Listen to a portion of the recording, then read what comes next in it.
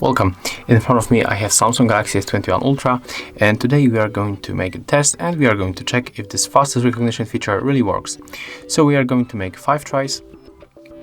We are going to count time with the stopwatch, and at the first we are going to use normal face unlock.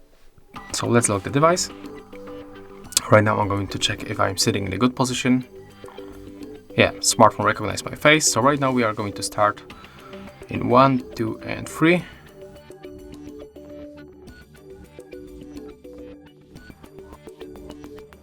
And you can see it's finished. We are around 7 seconds. So right now let's go right here back and turn on faster recognition. Let's reset time. Remember, we are around 7 seconds.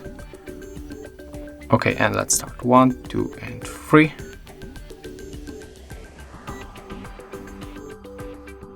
And we are now almost 5 seconds. So as you can see, it really works, and in the 5 tries we are 42 seconds ahead.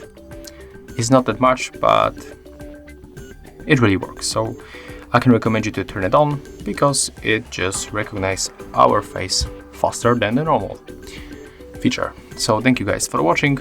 Leave thumbs ups, comments and subscribe to our channel. See ya!